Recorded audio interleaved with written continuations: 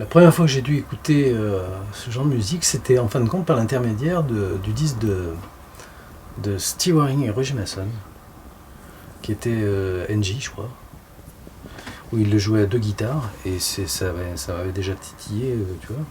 Cette façon de jouer avec les aigus, les basses, etc., et qui n'était pas du picking, tu vois, c'était autre chose, c'était une forme différente.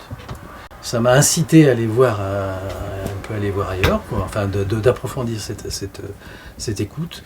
Et après j'ai découvert très vite Rainbow, notamment par je pense qu'un des premiers disques que j'ai écouté de Rainbow, c'était Another Monday, et notamment un morceau qui m'a estomaqué, c'était Buffalo, qui était dans le répertoire de David Graham. Et je pense que ça a été un des premiers morceaux que j'ai appris, c'était Buffalo. Ouais, oui.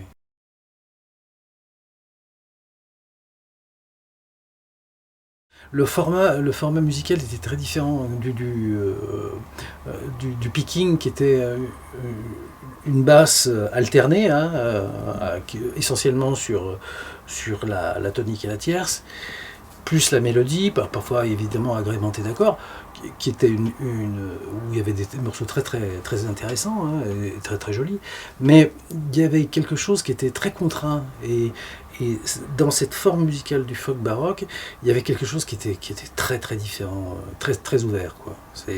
On était plus sur une forme de contrepoint, où on retrouvait des bases la base constante du blues, avec aussi cette façon d'agrémenter l'harmonie et la mélodie, soit en contre-champ, etc. Et les instrumentaux, eux, réunissaient un peu tout ça, c'est-à-dire une forme très, très indépendante, notamment en termes techniques, au niveau de la main droite, hein, quelque chose qui était, où il y avait une indépendance et du contrepoint, quoi, en fin de compte, hein. Et c'est ce qu'a le grand initiateur, c'est David Graham, hein, c'est lui qui a ouvert toutes les vannes de ce style. Alors le premier, ça va être Buffalo, justement.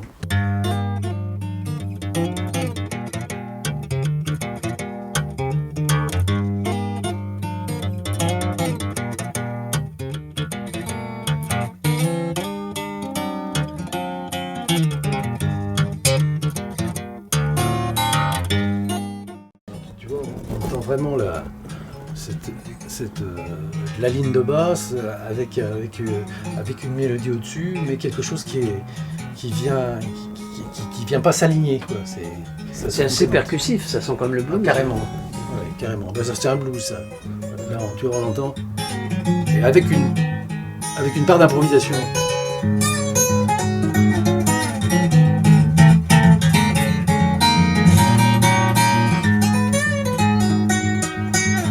Alors, moi, jeune musicien, jeune guitariste qui avait quelques années de guitare dans les pattes, c'est sûr que ça me semblait quelque chose, c'était le Saint Graal, quoi. C'est-à-dire, mais qu'est-ce qu'il fait? Comment il fait? Et là, c'est des heures et des heures d'écoute. Parce qu'il n'y avait pas de méthode à l'époque. Non, il n'y avait pas de méthode, donc il y avait vraiment des heures de micro-sillon, de déplacer le micro-sillon mais qu'est-ce qu'il fait? Alors j'avais une technique de ralentir un petit peu le défilement de la platine et tout. C'était un truc de fou, quoi. Mais c'était une forme d'éducation musicale, parce qu'on n'avait pas de transmission de partition à cette époque. Je pense que c'était le deuxième album de Rainbow, enfin ce que j'ai découvert, c'est Farouani. Il arrangeait des morceaux traditionnels. Et par exemple, je pourrais vous passer William Winsbury, par exemple, ou Little City. Little City est très intéressant parce que en termes techniques, ça dit beaucoup de choses, Little Sadie. C'est-à-dire que ça part du groove, hein, de la rythmique, et ça vient, ça s'appuie sur l'harmonie, et en même temps avec une main droite qui tient toujours le rythme, toujours le rythme de base.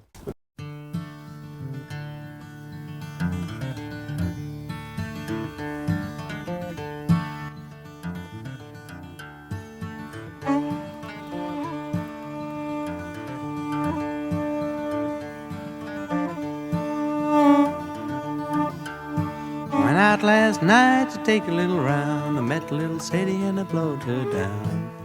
Run right home and I went to bed with a 44 smokeless under my head. When the gals all heard little Sadie was dead, they went home and re-ragged in red. Got me slipping and sliding down the street in the loose Mother Hubbards in the stocking feet. Renbourn et toute cette école-là s'est beaucoup appuyée sur, sur un répertoire anglo-saxon. Traditionnel, oui. Et là, par exemple, on entend vraiment... Bon, il y a les instruments traditionnels déjà qui sont intégrés, mais au niveau technique de guitare, il a développé vraiment une technique très proche du banjo. C'est-à-dire percussif, et en même temps, il va chercher sur les chokes, il va chercher les aigus, et du pouce, il va chercher aussi dans les aigus. Donc autre extrait, maintenant on va peut-être se tourner vers le côté musique élisabéthaine, plus classique entre guillemets. C'est ça, oui. Cette musique est constituée de beaucoup d'esthétiques qui viennent alimenter ce style, notamment tout ce qui est de la musique élisabéthaine, baroque et celtique aussi. Hein. Et ça, c'était pour moi aussi une grande ouverture d'esprit, hein, de pouvoir accéder à cet univers-là. Je vais vous passer un morceau qui est pour moi un des plus beaux de Renbourn, qui s'appelle The Lady and the Unicorn, qui porte le titre de l'album.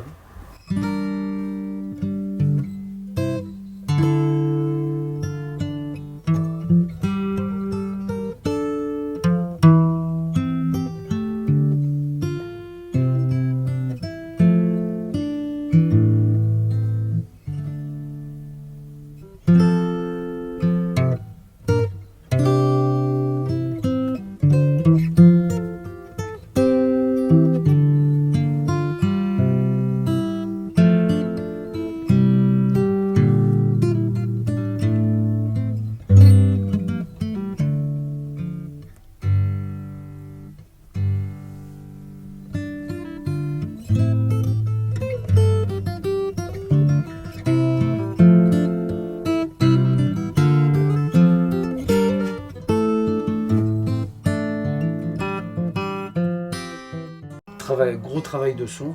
Hein. Là, on a franchi un cap au niveau de la prise de son, ça c'est évident. Et avec une palette de nuances quand même qui s'apparente beaucoup au travail de la guitare classique, hein, mais qui n'est pas de la guitare classique, qui est de la guitare à cordes d'acier. Et avec aussi, moi, ce qui m'a marqué dans cet album, ça a été la composition, c'est-à-dire l'évolution quelle histoire ça raconte dans un morceau qui dure 3 minutes 26 et qui raconte plein d'histoires.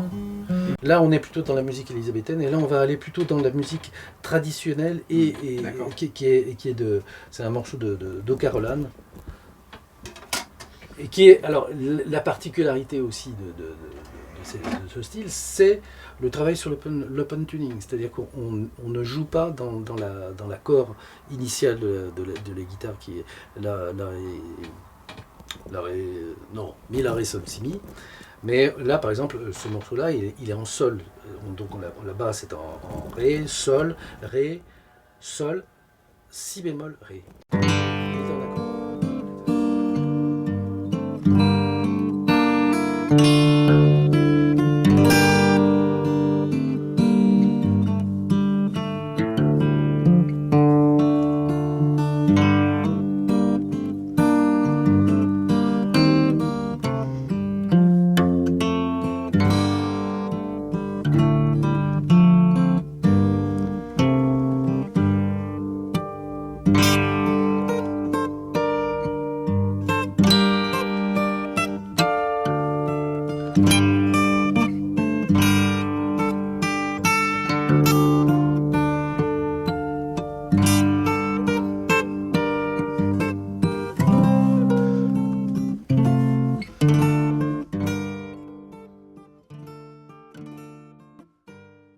Ça, c'est un arrangement d'une pièce de Carolan, qui était un compositeur irlandais, un artiste.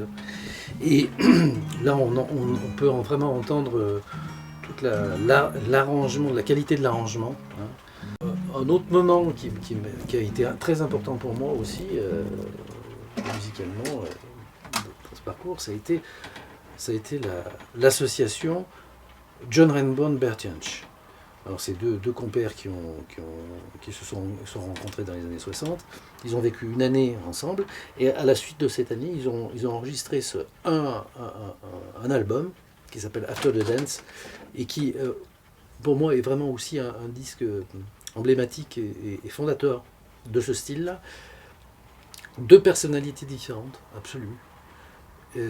Bert Jansch qui va avoir une carrière plus de folk singer, mais en gardant cette identité de folk baroque. Et John Renbourn qui sera plutôt catalogué comme un guitariste chanteur. Hein. Et ils ont fait un album unique de duo, hein, de guitare, et qui était à l'époque une évolution parce qu'on entendait, c'était un des rares albums où il y avait deux guitares, et notamment dans ce style.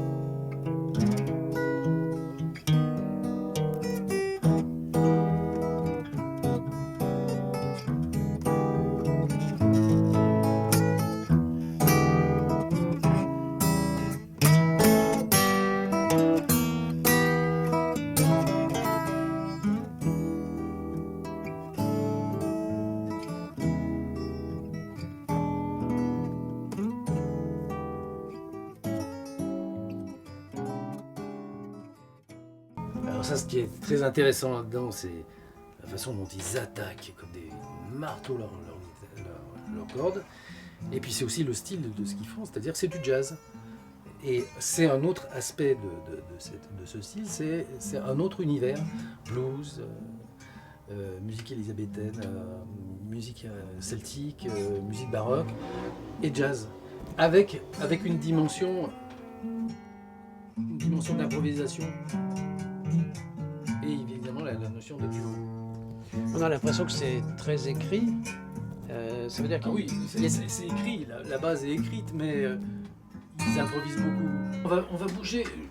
Je voudrais te faire écouter, tu vois, par exemple, c'est un disque là aussi majeur de Bert Jansch qui s'appelle Rosemary Lane, qui a été enregistré en 71 et qui parce que c'est vraiment les deux figures emblématiques qui ont porté, enfin qui ont développé le folk baroque, c'est quand même John Renbourn et Bert Jansch.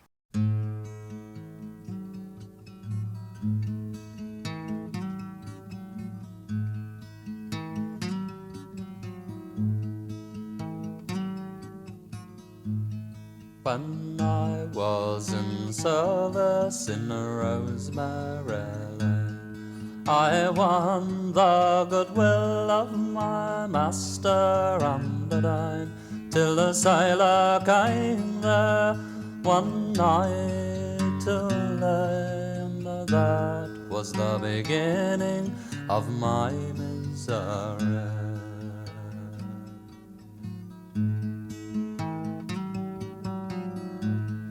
He called for a candle to light him to bed. Donc là, c'est Bert Jansch qui chante. Ça, c'est Bert Jansch qui chante, à partir d'un traditionnel.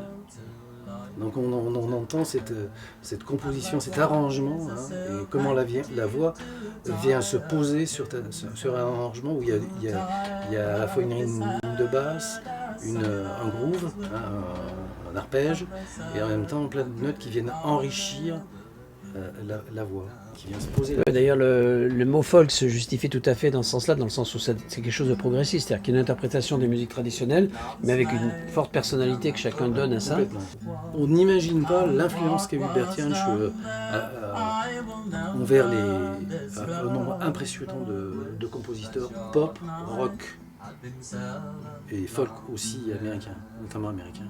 Ce duo a donné naissance au groupe mythique qui s'appelle Pentangle, qui a rayonné pendant 4-5 ans à peu près, qui ont sorti relativement peu d'albums, mais qui ont eu une influence majeure, qui ont eu un rayonnement majeur dans le monde entier. Pentangle, c'est d'abord le socle, c'est ces deux guitaristes, John and Bert Jansch.